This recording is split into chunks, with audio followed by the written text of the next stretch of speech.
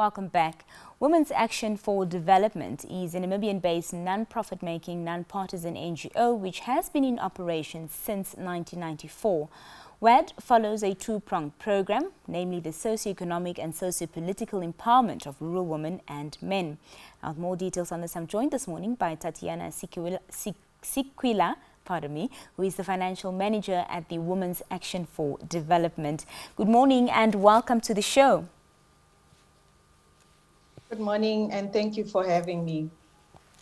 Tatiana, as I just mentioned earlier, the Women's Action for Development was established in 1994. It's currently 2022. Talk to us about some of the milestones and highlights of the organization thus far.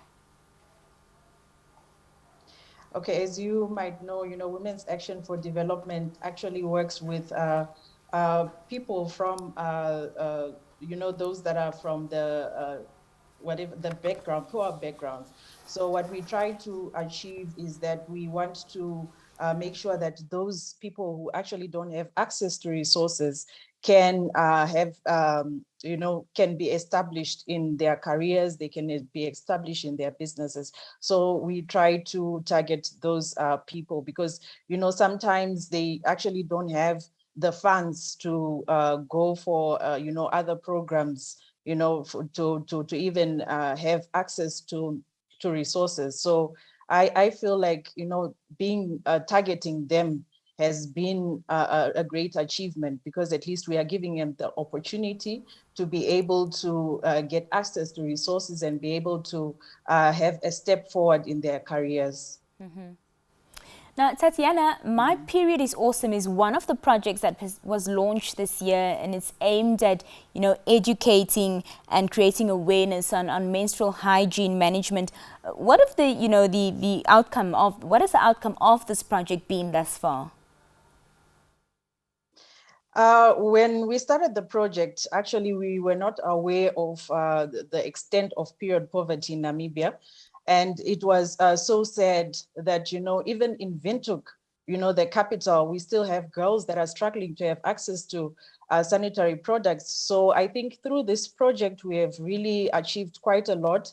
We had a tax-free campaign running last year and tax-free period campaign.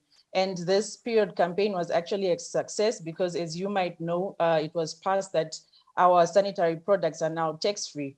So I feel that at least this was a starting point for us because, we still have a long way to go, but at least just removing the tax can actually make it accessible to some girls. And, we do tend to neglect this part of menstrual education. So I feel like, educating these girls on how they should be treated in schools, because sometimes there's stigmatization from the boys. So I feel like, this project has really opened up, a lot of avenues for the girls, even in terms of communities, educating them how they should support the girls. So I feel that this project was actually a great initiative from the organization. Mm-hmm. Talk to us about the programs offered at WAD and how they contribute, to the reduction of poverty and what objectives have been achieved through these initiatives that you offer. Okay, like I actually mentioned earlier on, is that, our programs are actually targeted to those that cannot have access to resources. So we are targeting those that are from poor backgrounds. And I feel like, like we are just giving them the basic skills, the entry level skills for them to be able to advance, because, our courses, we offer needlework, we offer the basics of business administration, we offer hospitality and tourism. And I feel like, those basics actually help the people to be able to at least get a skill and try to enhance their, what they are capable of doing, because we actually offer these courses for free. So we are really making an impact in those communities that cannot afford to go to institutions, for example. Mm-hmm. So I feel like, we are actively engaging with people that are not really taken care of by those institutions. Mm-hmm. WED is also attracting, you know, a strong component of young men to its programs. Talk to us a bit about that, and what, you know, what programs are they involving themselves in? Okay, so what we realized is that, you know, the issue of GBV, we cannot only talk about it with the women. So we decided to also bring the men on board. So we are actually having what we call GBV dialogues with men, so that at least we can now talk to the men about the effects of GBV on women. So that has really been going well, because we want to empower a woman who is still going back to the men. So that men should also have the knowledge that the woman is receiving from our programs, so that she can be supported. So that's why we had to bring the aspect of men, because we saw that we are just working on one part and neglecting the men where the woman is going back to. So that's what we are involving them in our GBV programs.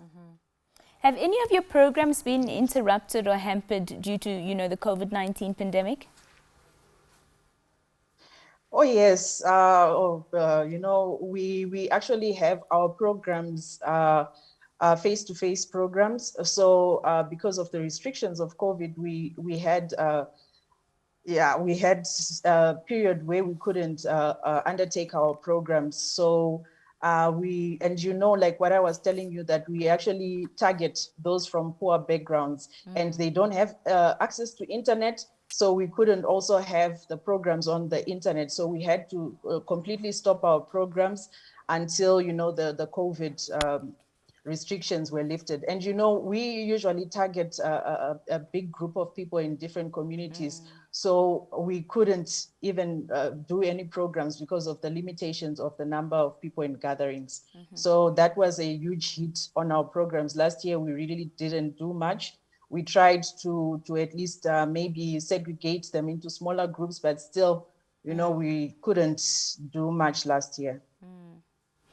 Today is International Women's Day, and this year the theme is Gender Equality Today for a Sustainable Tomorrow. How does this speak to you? Oh, well, you know, working for a women's organization, we really want to make sure that, you know, a woman is empowered.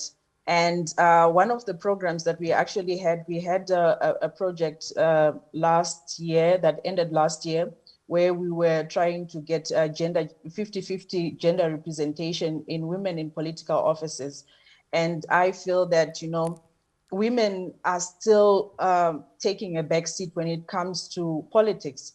So, you know, this year's theme is actually really motivating them, because last year we targeted even the parliamentarians, the female parliamentarians, trying to encourage them to also take the step forward to take up political positions. So we just want to make sure that, you know, the women do not wait for the men to push them to do things. They should actively take up positions and show the men that they can actually do it, because you know that when you educate a woman, you educate a nation. So we want them to have confidence in themselves that, you know, whatever responsibility that they are given, they are able to take on that responsibility. So I am so happy that, you know, this year's theme is actually talking about, you know, gender, you know, representation of women. Yeah. So I feel like, you know, we should take a step forward and show the world that we are capable of taking up positions. Yeah. Tatiana, your final remarks this morning? Oh, well, you know, this day is celebrating us as women. So we should actually not try to focus on the things that we have not yet achieved, but we should look back and say, okay, you know what, we have really come this far.